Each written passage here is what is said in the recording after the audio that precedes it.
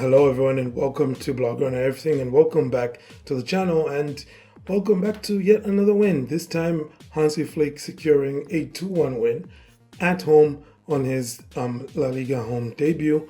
Goals coming courtesy of Lamine Yamal and Robert Lewandowski, either side of a Oyan Sunset penalty. And honestly speaking, this was a pretty good performance from Barcelona.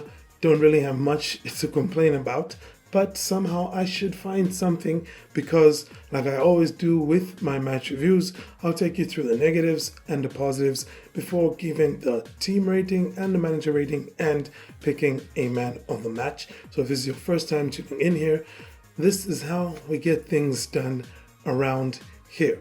So we'll go straight into it. Oh, and by the way, if it's your first time, do not forget, like and subscribe. And we get straight into it by looking at our negatives, because, like I said, I had to look for something and I found a thing, okay? I found a thing. My negative this time around has to do with just, the vulnerability of Barcelona's defense to that ball over the top. Now, obviously, this is a direct consequence of just how high up Barcelona's fullbacks are expected to play under Hansi Flick, and of course just how much pressure Barcelona put on the opposition when they are trying to play out. So that ball over the top, it's very much on, especially down that channel with Inigo Martinez, where he's not exactly the fastest of defenders that we have in our squad. In fact, I think at the moment he's probably the slowest starting defender available to FC Barcelona, with the now injury of Andreas Christensen. But yeah, that ball over the top is going to prove to be quite a thing to worry about for FC Barcelona defensively, especially like I said last weekend, when you're going to face forwards like Mbappe and Vinicius and Rodrigo, and just generally players of that ilk, guys who are pretty good at running in behind, timing the run, and who are pretty quick as well. It'll be interesting to see how this high line is going to fare when Barcelona play Villarreal, because remember how it fared the last time Barca played Villarreal at home, and Xavi basically decided to give up on life. Anyhow, moving on from that, we can talk some positives, and man, there are quite a lot of positives in this game, and I think I'm just going to sum them all up by putting it this way. There were a lot of strong performances that we saw from the players, starting from Ter Stegen, actually, who had, I thought, a decent outing. He was pretty decent with his sweeping today. There were quite a few occasions where he came out nice and early. He snuffed out the danger, which is what you want from your sweeper keeper, because, that's what Ter Stegen is supposed to be for Barca. And we could then look at, the next line in front of Ter Stegen, the defensive line. Jules Koundé and Alejandro Balde in particular, I thought were pretty darn fantastic in this game. Okay, Koundé locking down Nico Williams, especially in that second half. During the first half, I thought Nico had quite a fair share of joy, to be quite honest, against Koundé. But during the second half, Koundé just really kind of locked him down, which I am here for, honestly speaking. That's what I want to be seeing from Jules Koundé. We're seeing him get more and more accustomed to playing in that right back row and just, playing like a good defensive right back, which is honestly quite awesome. So that's pretty good. And then from there, we move to the midfield, where, again, two standout performances here from Pedri and Marc Bernal. Admittedly, it did look like they would get overrun by Bilbao early on, because, Bilbao does have quite the energetic midfield, being led by Oyan Sunset. But honestly, Marc Bernal, the level of calm that the kid exudes, the level of confidence he has on the ball, how quickly he makes up his mind, it's nice to see. It's refreshing, because we've been missing just that since Busquets left. So it's nice to have somebody else who is kind of in that type of mode. I hesitate to say he is like Busquets, because there's quite a few major differences even at this stage of their careers already, but still it's something I like to see, especially how well he can spread the ball with either feet.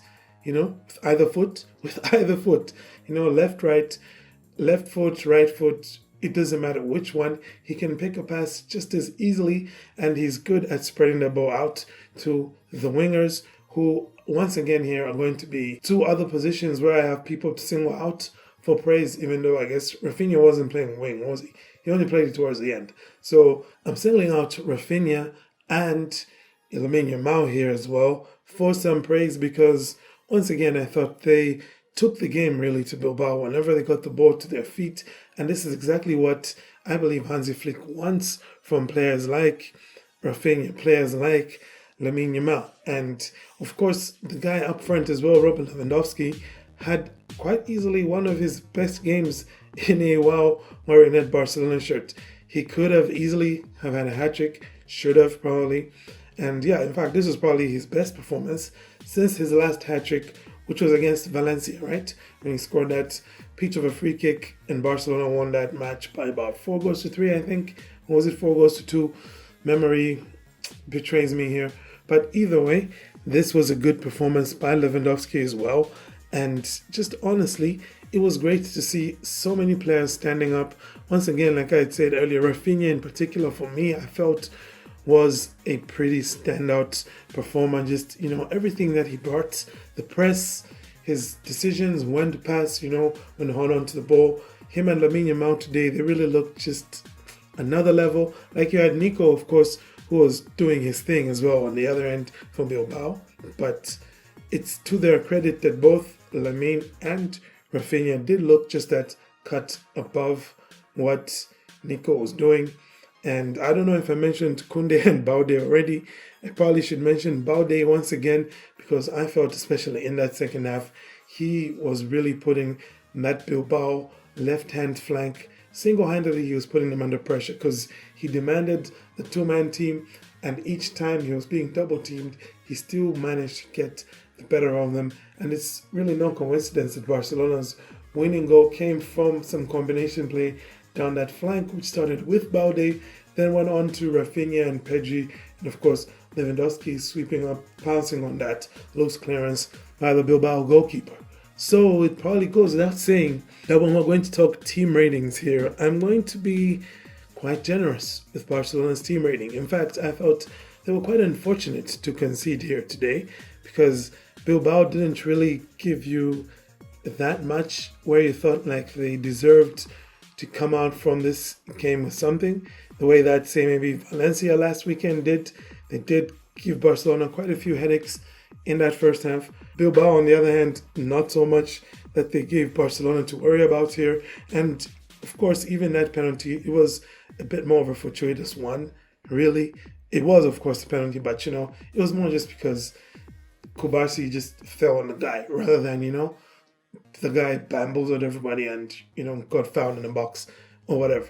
Anyhow, team rating here is a strong 8 out of 10. Could have been an 8.5 with a clean sheet, maybe even a 9. But for today, we're going to go with an 8 out of 10. And for the manager as well, we'll go with the same. 8 out of 10.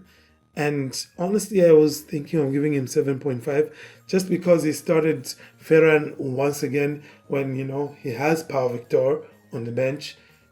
He has Fermin Lopez, who he could have put in that 10 position, and Rafinha out wide. But, he started Ferran Torres, and that's probably the one criticism I have of Hansi Flick here on his debut as Barcelona manager in a home game. And once again, just like his away debut, it ends with a 2-1 win. So, hey, we're happy at the end of the day.